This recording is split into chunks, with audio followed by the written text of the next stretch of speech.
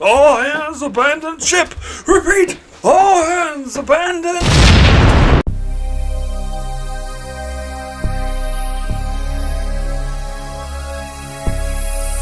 Hello and welcome to Enchantment of Eternity's review for Cause and Effect, which is episode 18 of season 5 of Star Trek The Next Generation.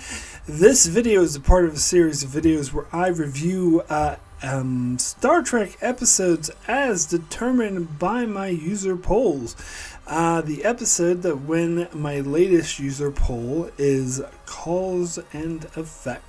So Cause and Effect is the episode where the Enterprise gets caught in a time loop where it is destroyed, but then the loop is reset and they relive the same day over and over again. But every time they go through the loop, they start to have a sense of remembering more and more of what happened, but they come back in vague feelings, kind of like deja vu, until they finally are able to put together that they're in a time loop, and more than that, they're able to send a message into the next loop, a very simple message, which is the number 3, which starts appearing everywhere, but at the last second, Data puts together that 3 refers to the 3 pips on Riker's uniform, meaning that they should take Riker's idea instead of his, so they try that. It works. They avoid the collision, they get out of the time loop, and the day is saved. So, I'm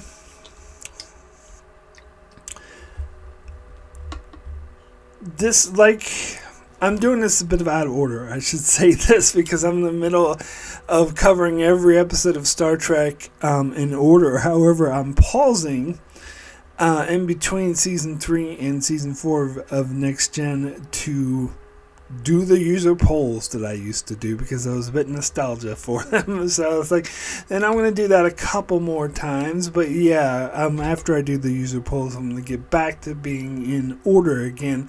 So I'm just finished season 3 of Next Gen, and I'm jumping all ahead to this random episode in season 5, and then I'll go back to season 4. So anyway, it does bring up, there is a difference between watching it in context and out of context, and I talked about a lot while I was going through all the episodes in order, how watching it in context makes a difference, but then again, there's also some benefits about watching it out of context. Anyway, for example, I see from this episode that season 3 I think is way better than season 5. But that's just my humble opinion. Anyway, as I will surely bring up when I get to season 5, season 5 is when I started watching Star Trek, so it is the first season of Next Gen that I watched as the episodes aired rather than watching them on reruns. And Cause and Effect is an episode I remember seeing for the first time it aired, and falling in love with this episode even before I heard anyone else's opinion. I think it would be years later before I realized that everyone loved this episode. I didn't care what other people thought. I really loved the episode. And it's unlike I recall liking Best of Both Worlds and putting it in my top 5 episodes and saying it was one of the best episodes ever. But I recall I was kind of just lying. I was kind of just being caught up in the hype that everyone else was putting out there, and I was lying to myself, thinking I agreed to the hype, and it wasn't until years later where I finally realized that I never actually liked that episode as much as everyone else did. Not the case with Cause and Effect. Cause and Effect, I really did like this episode. I wasn't even aware that other people liked this episode that much, and I was in love with this episode and thought it was one of the best episodes of Next Gen for maybe 5 or so years. But it seemed like the older I got, the less I loved the episode. And especially as an adult in my 30s and 40s, I came to the conclusion that this episode was pretty good, but not amazing, as I once thought it was.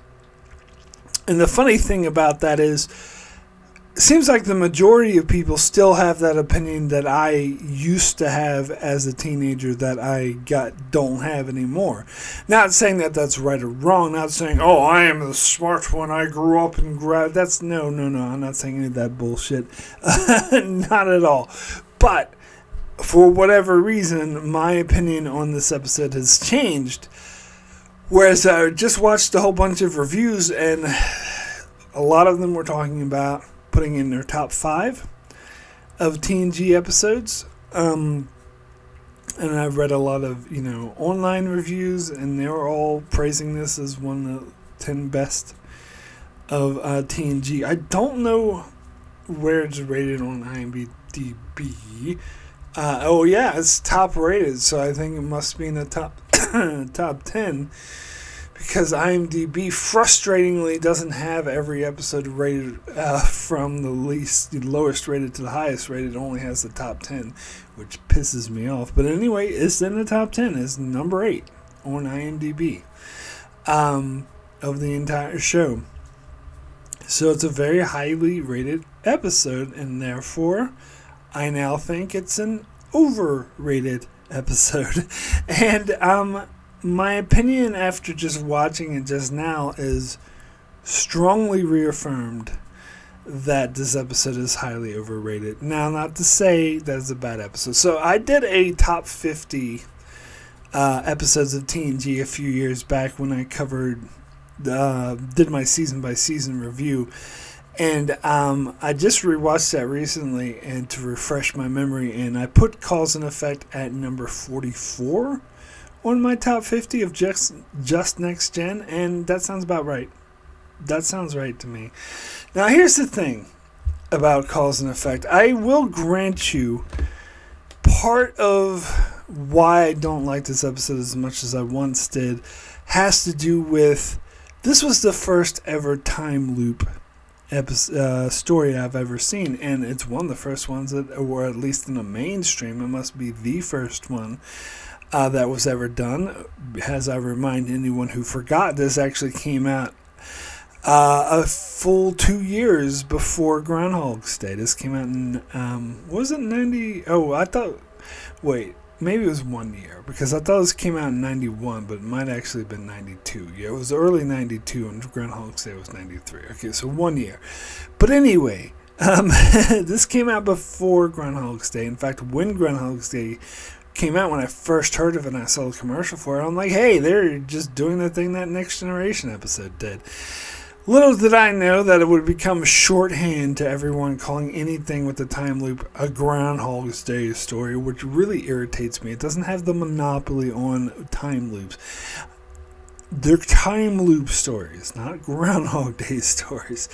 But regardless, I think a lot of the more recent time loop stories did it better than this episode. I'm thinking of a lot of them, actually. In fact, a few years back, I did a video, which you should check out if you did not already, where a live stream where I brought on some guests, I think Don, Willie, and Darren from D's Reviews, and I had a bunch of episodes from TV shows plus movies and one season of television that were about time loops, and I chose like 20 of them, and we all ranked them. We had our own personal rankings from least favorite to favorite, and we sort of combined them, where we each took turns naming our least favorites, so we would like sabotage other people's lists. Man, freaking Darren sabotaged my list by putting Russian Doll very low, saying, oh, no one's going to have this very high. And I was like, Darren, it's my number 2. Russian Doll is fucking amazing. But anyway, I ruined the other people's list by having this episode rather low, Cause and Effect. I don't think it wasn't like 20 or something. It was maybe 16 or something on my list out of 20. And everyone's like, oh, God, Mark, why is your problem? Why do you have it so low? But maybe it wasn't 16. Maybe it was like 12. I can't remember. But anyway, they thought I had it too low. But it's the truth. Like, I think a lot of, especially the more modern time loop stories, like sort of and to be fair, like, it's kind of the same thing with like Mirror Mirror or something. It's the first one, the really mainstream show or movie to do like a mirror, parallel universe story. And after that, they built off of it, and that's what they did. That's what they did with the time loop stuff. They built off of it in the future, and so this needed to exist in order for that other stuff to exist. Even freaking Groundhog's Day, even though I know they were writing it and making it before this episode was released, but still, sure, this episode contributed to its being greenlit. But anyway. Yeah, so recent stuff like Russian Doll, like what else did I have? The episode of The X-Files called Monday, which I thought was amazing. That was really high on my list, as was Edge of Tomorrow. I'm sorry, Darren, but I will never call it Live, Die, Repeat. I think that's a stupid title. I like Edge of Tomorrow better. But anyway, Edge of Tomorrow, which is the rightful title, yeah, a few others I'm blanking on at the moment. Palm Springs. I actually like the Hulu one that came out a couple years called Boss Level with Frank Rizzo, I think his name is. The dude who played, he was in Captain America movies, played that villain guy. But anyway, that was one of my favorites. I surprisingly really liked that as a time loop story. It did like a video game theme. But anyway, because they sort of play with the idea of the time loop, they have like, when they go through this is the main thing that Cause and Effect failed to do, which I think the other things, even including Groundhog's Day, by the way, are superior, is that they would show you the events of the loop, and then when there were future loops, they would play with them, and they would only show you some that were relevant. They would cut out others because they were implied. You didn't need to see every single tiny little step over and over again, which is what this episode did, which is time wasted in my opinion. That's time that could have been better spent had they condensed it like future smarter time loop stories have done, and only repeat the stuff that's important to show, because treat your audience smart. They know that this stuff happened before, so you don't need to show it to them again. It's implied that the same things is happening every day. That's the whole point of the time loop. Now, to be fair to this episode, maybe the audience wasn't that smart because this is the first time a time loop story was done. So by the time you get to something like Russian Doll or Boss Level, which comes out like 20 years later, by that time, or 30 years later, by that time, sure, the audience is savvy. Most of them, even younger ones, even grew up knowing what a time loop story was. So yeah, you don't have to hold their hand as much, to be fair to this episode. In fact, the creators of this episode talked about how a lot of the networks that were airing this episode got complaints, people thinking that it was broken and that they were the networks were accidentally airing the same scene over and over again. That's funny. Yeah, but anyway, so to be fair, and that's why I admit it's a bit biased of why this new, the newer, more improved time loop way of doing time loops has kind of biased me against this episode, because it feels boring compared to the other time loops, and it feels repetitive. I've used the word repetitive before, and people are like, it's a time loop, it's supposed to be repetitive. I know, but it's not supposed to be so repetitive that it's boring. Per example, Edge of Tomorrow, Russian Doll, any of the other modern stuff, Palm Springs, that's another good one. They're not repetitive because they only show you, they're repetitive enough to be a time loop, but not too much to be totally annoying. They only show you what is necessary. However, all that being said, when I did my video of ranking all the time loop stories, well, it wasn't all of them. I didn't do like Supernatural. I had one shit, and Buffy. That was stupid. I got rid of it. But anyway, 20. Let's say 20. time loop stories. I noticed that cause and effect was actually unique in so much. I think it was the only one in my list of 20 where there wasn't a single person who remembered every loop. I think it's the only. Usually there was at least one character who retained all of their memories of every loop, so they knew they were looping where no one else did.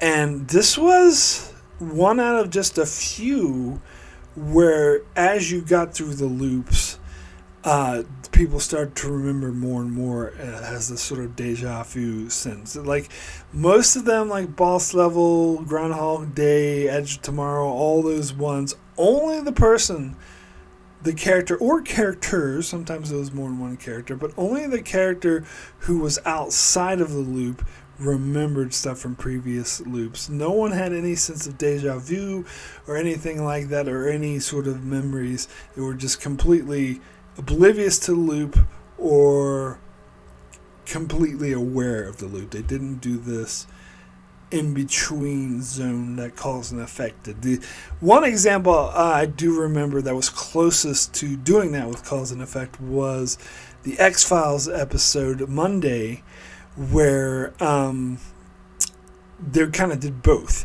Because there was a character who did remember every single loop, who's maintained all memories, so they were aware they were stuck in the loop. And it was a minor character, not the main character, which is an oddity right there. But the rest of the characters were starting to retain more and more, like a sense of deja vu, kind of like cause and effect. In fact, to spoil that episode, which is, by the way, I put that in my top 5 favorite episodes of the X-Files, which had like 9 seasons. So it tells you how much I liked that episode. I think it was in my top 5 of the time loop stuff too that I did, so I thought it was an amazing episode. But anyway, to spoil that episode a bit, the point of it is that one guest character who knew that they were in the loop, who could remember every single loop, she had to die in order for the loop to stop, which was, I think, a nice twist. Whereas our main characters, like Mulder and Scully and all them, they were like the people in Cause and Effect. They were starting to remember more and more as the loop went, which I liked.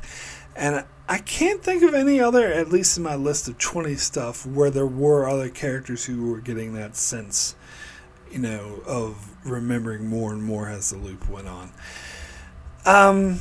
So I will say that is a good thing about cause and effect. And by the way, if I wasn't clear, I still like this episode. I still think kind of like it Best of the Both Worlds situation, although I don't like it as much as Best of Both Worlds, to be clear.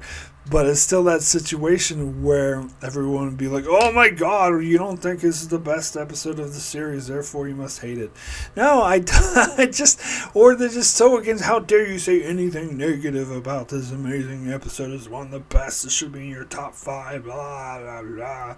No, but I mean, just because I don't think it's top 5 material doesn't mean I don't like it, like it's in my top 50. I mean, top 50 out of 179 episodes, that's still good. So I do like it, just not as much as everyone else does. And yeah, a lot of that has to do with the fact that I think it dragged on for too long.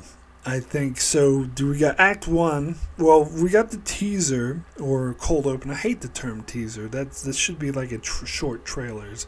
But they refer to it as like the cold open. So the cold open, Enterprise blows up. You got Act 1 that goes through all the events in the day as they would normally go, and then the Enterprise blows up. You got Act 2, which is very similar to Act 1, except is slightly different as the characters are starting to recall more and more, since getting a feeling of deja vu of stuff that's happening, then the ship blows up. You got Act 3, where the characters are remembering a lot more, and they're able to like call events like before they happen, and they're able to sort of record more and test things out. And so Act 4 continues on this same loop where they figure out that they're in a time loop and they come up with a plan to send a message into the next loop. And in Act 5, They get that message, how it has the number 3 starts to pop up everywhere, and they also figure out they're in a time loop, and they realize that 3 might be a message from the previous loop, and then Data figures that at the end that it's they should take Riker's suggestion, and saves the day and everything's saved. So I feel like that should have been condensed. Like, I'm sorry, I do. Like, particularly the Act 2. I think that could have been, the acts 1, 2, and 3 could have been smushed into 2 acts, I think. But they wanted to have that perfect format of ship blows up, and then we come back from commercial break. But they themselves broke that format, because Act 3, the ship didn't blow up at the end, because they continued that loop into Act 4. Ho, ho, ho, ho. And that could have been condensed as well.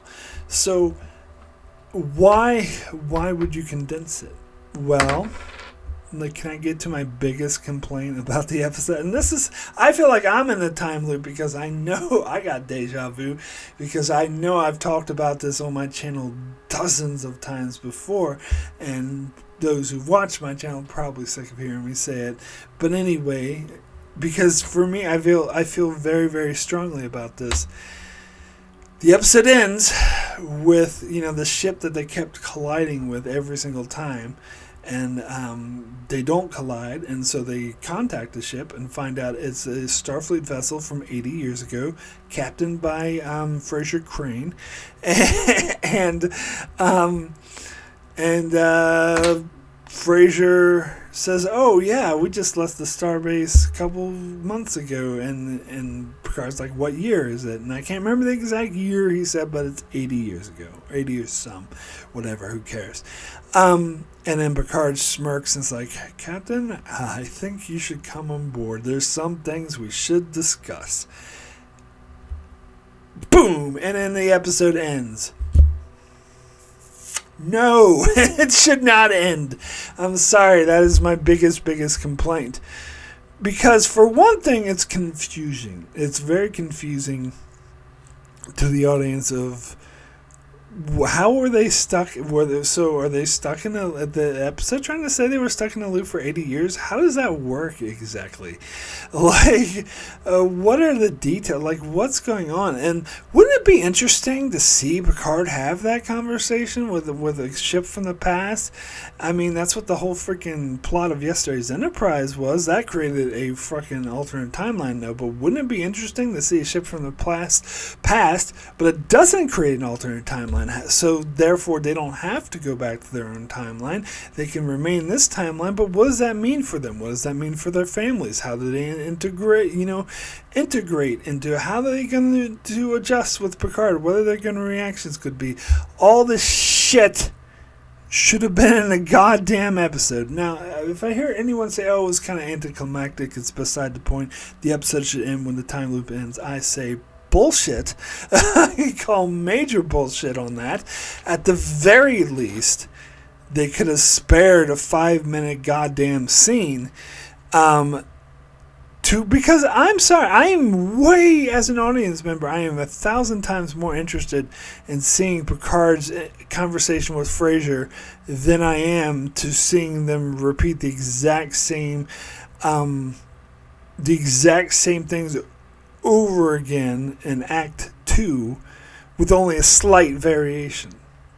Like the entire, I realize you need a little bit of it to sort of build the idea that they're starting to retain more and more, and I think that was done good, but it was done too much. They overdid it by going through every beat, going through the poker game, going through Beverly with LaForge in sickbay, going through with Beverly hearing the voices, beat by beat by beat by beat. We didn't need all this shit. It was repetitive, it was extraneous, it was unnecessary, and it was time that would have been way better spent on finding out what the ship from the past was doing there. Now here's the thing. I want to get into the ship from the past. The Bozeman. I've heard different theories on what people thought happened to them, and I think a lot of people come to the conclusion that they were stuck in a time loop for 80 years. And I think that is what is, to be fair, I think that's what's implied by the episode. The way that Picard lightly smirks, like, I think we need to discuss something. However, when you think about it logically, it makes zero sense for them to be stuck in a time loop. So the alternative, and this is something that came to me when I was first watching this episode, is kind of like, since I brought up Yesterday's Enterprise, it would be like a Yesterday's Enterprise situation where there was a rift that brought them 80 years into the future, and the rift brought them right in front of the Enterprise D, and they immediately collide, and that's what's created the time loop. That, to me, is the only logical explanation that makes any sense. Not just the fact that I think that's a more interesting explanation, but more of the point that it's the only explanation that makes logical sense. Because the being stuck in a time loop for 80 years actually makes zero sense, and it makes less sense the more you think about it. So here, let me explain. So, if the Bozeman was stuck in a time loop for 80 years. Let's think this through. So the Enterprise was stuck in a time loop for 17 days, and what caused the time loop was a collision of the two ships, and every time the collision happened, the time loop was reset, and when the collision didn't happen, they got out of the time loop.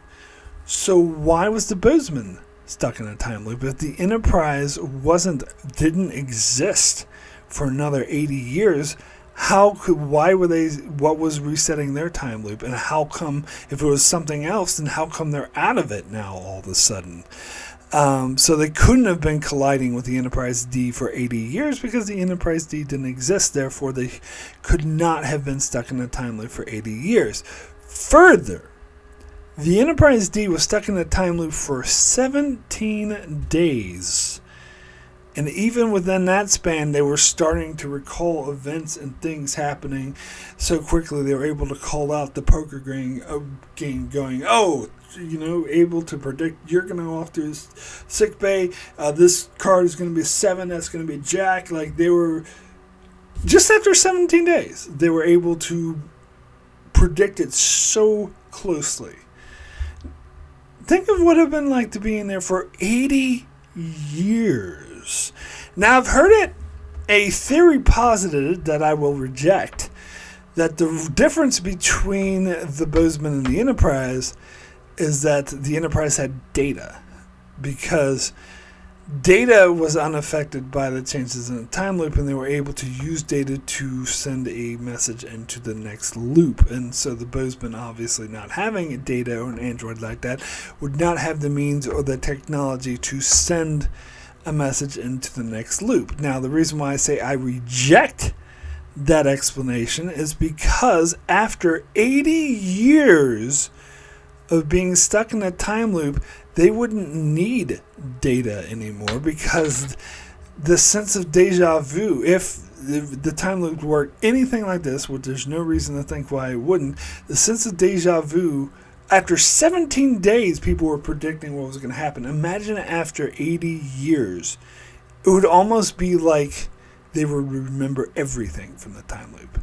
It would be less like a sense of deja vu, more like remembering everything pitch perfect. Therefore, they wouldn't need fucking data to tell them how to avoid the collision, because they would know it. Because they themselves would remember it. Like, even like after 1 year or maybe 2 years, the sense of deja vu would be so strong, they would, as soon as they saw the Enterprise coming, they would be like, we need to get out of the way, this is how we do it. Like, it would come to them. And that would be true of the Enterprise D. They almost figured it out just after 17 days. So if they were in there for another couple of months, they probably wouldn't even need data. They would have been like, when they saw the Bozeman, they'd all get the feeling, hey, we should listen to Riker. In fact, I heard some people complaining that this should have happened in the episode already, which I disagree. It was only been 17 days. But after 80 years, like, it would never get that long. It wouldn't even get longer than 2 or 3 years before everyone would remember every single thing that's happening. So, therefore, it makes no sense no logical sense for the Bozeman to have been stuck in a time loop for 80 years, and so it must have been a Yesterday's Enterprise situation where they went through a rift and went 80 years into the future. But you know what would have been nice? You know what would have been nice that made it so I wouldn't have to break it down and speculate? If the fucking episode told us this and had the scene where Picard was talking to frickin' Frasier. I'm sorry. That is a huge... That's just not like a minor little nitpick. That's a huge, glaring plot hole that actively damages this episode for me. But that's just me. Now, a couple other things I want to talk about this episode is... It is actually a Beverly Crusher episode, which yet again, I keep coming across these Crusher episodes because I did this video a couple months ago where I was rating my favorite centric episode for each character, and for Crusher I said Symbiosis, and I keep seeing these episodes that are better Crusher episodes than Symbiosis, and I'm like, God damn it. There was 2 in season 3. There was The High Ground and Transfigurations, and now there's this episode, which I totally forgot was a Crusher episode, and it totally is. And I actually do like how it focuses on Crusher, because she's a character that this show doesn't focus on enough. And the fact that they make it so not something goofy or silly like Subversa or Remember Me, but something that's a really interesting sci-fi idea where they could have focused on anyone. They could have focused on Troy, on freaking Riker or Worf, but they chose... Crusher, which I think was interesting. And it was interesting seeing her viewpoint. Now, granted, we did get a bit of an ensemble. We got, scenes with other characters as well, but Crusher was definitely at the center. As she, we saw her reaction at the poker game. We saw her hearing the voices and how that spooked her, and she was like the main component. That's the main person who was saying that something's wrong here. We need to investigate. And so that was cool. I really did enjoy that aspect of the episode. Also, she had a little bow in her hair. I didn't notice that until just I was watching the commentary on the Blu-ray where they pointed that out. And I was like, she never really had that bow in her hair. That was an interesting costuming choice. But anyway, other thing I wanted to mention, 17 days seems kind of lightweight. Like, that seems like no big deal, especially because you might not realize this from watching Groundhog Day or Palm Spring, but after studying those movies, Groundhog Day, they say that he was trapped in that same day for approximately 33 years. Jesus Christ. And then in Palm Springs, the main guy was trapped in that time loop for, I think, over 40 years. I don't know how long the woman who he brought into time loop with him later, I think it was only 10 years or something. But 10 years, only 10 years. That's still a long-ass fucking time to be repeating the same day over and over again. And Enterprise in this episode, 17 days... Nothing. That's nothing. And yet they're able to recall everything. They should consider themselves lucky. Anyway, another very important thing I need to bring up that I forgot to bring up when I did my review of Times Squared, because the same thing happens in Times Squared that happened in this episode, where that was also another, technically could be considered a time loop situation, because had they kept doing the same thing over and over again, it would have created a loop. But Picard realized this and so did something different to stop the loop. But in that episode, when they were having the meeting talking about the time shenanigans that was going on, someone, I think it was Riker, maybe it could have been someone else, but no, it wasn't Riker. Somebody, maybe it was Riker, I don't know. But somebody said, maybe we should reverse course. And then someone else said, who I think was Riker, said, well, maybe reversing course is what causes it in the first place. And that same thing happens in this episode, where this time it was definitely Worf who says, well, I think we should reverse course. And then Riker's like, well, maybe reversing course is what causes it in the first place. And Picard's like, no, we can't just start second guessing ourselves. Now, I just watched a review recently that backed Picard up and was saying that's smart and the right thing to do, and I think that is actually bullshit. And I saw this video, funny video on YouTube that had Worf's, something like Worf was right or something, where Worf says, well, maybe we should reverse course, and then they're like, okay, let's do that, the reverse course, time loop's over. Day is saved because they actually fucking listened to Worf. And here's the thing. The logic of, well, maybe reversing course is what caused it in the first place is stupid logic, especially in this situation where you're in the previews, you know that you've been through many loops before. And I think it's pretty safe to say that you didn't know in every single one of those loops that you were in a loop. In fact, as Beverly and Geordi will point out later on, that when they were doing stuff like setting up to send the message into the next loop, that they didn't get the sense of deja vu, so they told them that they had never done it before. And so by having that meaning, they should also have the sense of not repeating yourselves, so that should tell you right there. But even if you didn't deduce it that way, you should know that there were at one point in time loops where you didn't know you were in a loop. And so you didn't know you're in a loop. If reversing course is what causes the loop, then the loop wouldn't have fucking been caused, because why would you reverse course if you didn't know that you were in a goddamn loop? Therefore, I think Picard's like, oh, we can't afford to start second guessing ourselves, is bullshit. It's stupid reasoning. If they just thought about it logically, they would think, well, no, if reversing course is what caused the time loop, then it would have never been caused in the first place, because why would we reverse course if not because the only reason we want to reverse course is to get away from the time loop? So it seems beyond obvious that reversing course is the correct action. But you know why they don't reverse course? So the episode could happen. So because we wouldn't have a time loop, so they could do this fancy thing of Data's putting threes and everything and figuring out Riker. Ooh, that's so clever. Except for the fact this all could have been avoided if they just listened to fucking Worf and turned around. But no, I guess that's... And the same, by the way, is true of Time Squared, which is why I said I should have mentioned it there. Had they listened to whoever, maybe it was Worf, then they would have avoided all the shenanigans with the alien creature if they just changed course.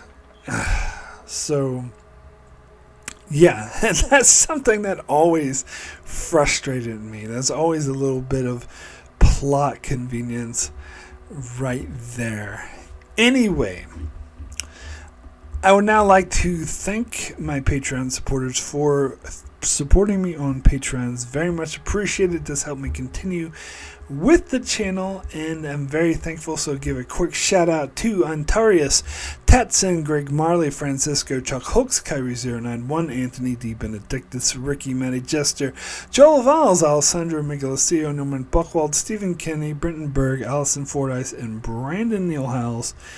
Thank you also very, very much for your support. So, have a few patron comments on this episode. First comment is from Norman Buchwald, who says, when I first saw this episode and saw the intro, I at first thought, as the first act ended, okay, that was foretelling us what was to happen.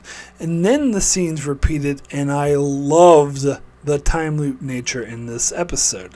I saw this when it originally aired, meaning I'm one of the true fans that know that this episode could have influenced Groundhog Day and not the other way around. It was also an episode I loved to watch on my recorded VHS tape with continuous watches, as I was curious how all of this was pulled off, and it was still compelling and intriguing to watch, and it was.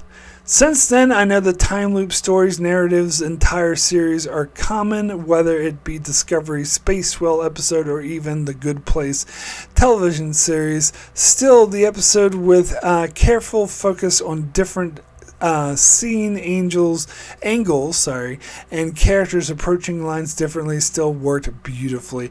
Yeah, the disappointing part is that Captain Fraser only appears at the end and at least demonstrates likely components. Captain can still not have a clue something is going on, like the time loop. It's also the second Crusher episode where things are out of sync, and it succeeded just like the last one. Yes, I know. I'll do my best to make my case about Remember Me, which for us will be a future episode. LOL. I will give this episode 10 shattering glasses out of 10. Yeah, sorry, that's my face. I'm fucking with the... that's my fault, I should say. I'm fucking with the space-time continuum by doing this episode totally out of order and not keeping with the order. But anyway, so when I get to this episode again for Revisited, just in a couple months or whatever, I'll be like... Everyone will be like, hey, I get a sense of deja vu. Didn't we already do this? Anyway, next comment is from Greg Marley, who says, Cause and Effect has a special place in my heart because along with Remember Me, it's what knocked me flat and sucked me into TNG back around the spring of 1992 when I happened to catch part of each of those episodes. I was fairly new TOS fan, influenced by my mom. I was very resistant to TNG, but I can still remember being absolutely thrilled by the sense of mystery and excitement those episodes generated. I immediately dropped my bias and dived headfirst into exploring TNG. Cause and Effect still grabs me in just the same way. I love it and will never get tired of watching it. Even the technobabble works perfectly to explain convincingly what's happening. I always want to see just a little bit more at the end of them telling Kelsey Grammer how he was in a time loop for 60 years. But I guess they needed to wrap things up at this point. No question about it. This is the top 10 in the top 10 best episodes they ever made.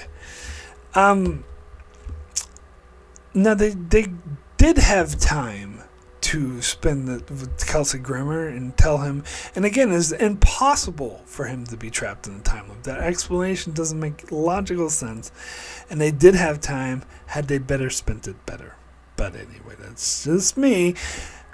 Final comment is from Stephen Kennedy, who says, for an episode that is great, I don't have much to say. I saw Cause and Effect years later when I bought the whole 7 seasons of TNG on DVD and all at once. Did Worf ever win a hand at poker, or did he just fold all the time? I've never seen Groundhog Day, but when I did watch this episode in 2005, I did say to myself, this is like Groundhog Day, a film I never saw. My rating is 10. Sometimes you want to go where everybody knows your name and they're always glad you came until the bar blows up out of 10. Wow, that was a long 10 out of something.